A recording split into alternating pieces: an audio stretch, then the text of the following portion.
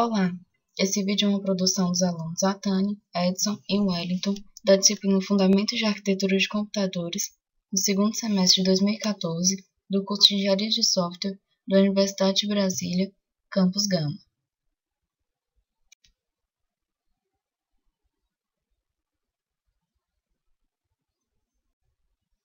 Desejamos que ao final desse vídeo você tenha entendido o que é o caminho de dados de uma microarquitetura e como é o seu funcionamento. Começaremos a aula fazendo uma breve revisão dos pré-requisitos necessários para a compreensão do conteúdo desta videoaula. Em seguida, faremos uma breve introdução, para então definirmos o conceito e demonstrarmos o funcionamento do caminho de dados de uma microarquitetura. Segundo a abordagem de Tenenbaum, acima do nível lógico digital, que engloba as portas lógicas e seus derivados mais próximos, tem-se o nível de microarquitetura, que depende do nível anterior. Em outras palavras, a infraestrutura de hardware do nível lógico dá suporte às microarquiteturas. A função do nível de microarquitetura é implementar o nível ISA, a arquitetura do conjunto de instruções. O projeto do nível de microarquitetura depende da ISA que está sendo implementada, bem como das metas de custo e desempenho do computador. Muitas ISAs modernas têm instruções simples que usualmente podem ser executadas em um único ciclo de relógio. ISAs mais complexas podem demandar muitos ciclos para executar uma única instrução. Para facilitar o entendimento, escolheu-se um subconjunto da Java Virtual Machine, o IJVM, Integer Virtual Machine. Esse subconjunto contém somente instruções com inteiros, daí o nome IJVM, com I de integer na frente da sigla. Nossa microarquitetura comerá um micrograma, em ROM, cuja tarefa é buscar, decodificar e executar instruções em JVM. O microprograma tem um conjunto de variáveis denominado estado do computador, que pode ser acessado por todas as funções. Cada função altera ao menos algumas das variáveis que compõem o estado. Por exemplo, o computador de programa. Program Counter é parte do estado. Ele indica a localização da memória que contém a próxima função, isto é, instrução ISA, a ser executada.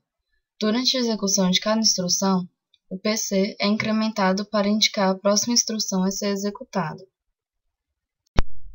Instruções de JVM são curtas e fáceis. Cada instrução tem alguns campos, usualmente um ou dois, e cada um deles tem algumas finalidades específicas. O primeiro campo de toda instrução é o opcode, abreviatura de Operation Code, código de operação, que identifica a instrução, informando o que ela é, como por exemplo um add ou qualquer outra coisa. Esse modelo de execução, às vezes denominado ciclo, busca executar, é útil em termos abstratos e também pode ser a base para a implementação de ISAs como a IJVM, isto é, que tem instruções complexas. Logo adiante descreveremos como ela funciona, qual é o aspecto da microarquitetura e como ela é controlada pelas microinstruções. O caminho de dados na CPU representa a organização e comandos dos caminhos de dados que são encaminhados para operação na ULA, e dos dados de saída que são levados de volta para os registradores. A microarquitetura que usaremos no exemplo é composta por vários registradores de 32 bits.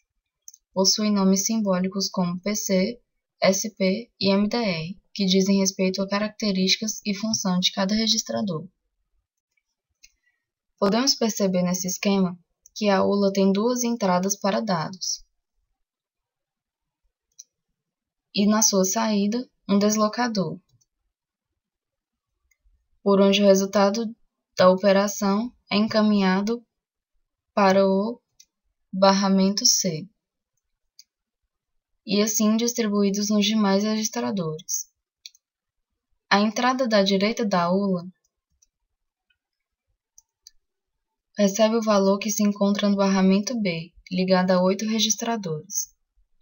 Quando a ULA realiza uma função que passa o argumento do barramento B diretamente para o deslocador, como por exemplo somar as entradas da ULA, este valor é armazenado no registrador H,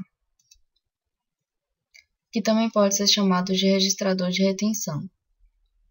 Um registrador é capaz de ler e escrever o mesmo registrador em um ciclo, uma vez que essas operações são realizadas em instantes diferentes dentro do ciclo.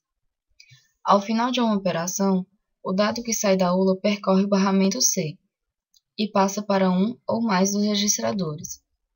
A temporização do caminho dos dados é um tema que será abordado na próxima aula. A função da ULA é determinar por 6 linhas de controle o segmento de reta diagonal com o rótulo 6. Na figura, indica que há 6 linhas de controle de ULA, a saber, F e F para determinar a operação da ULA,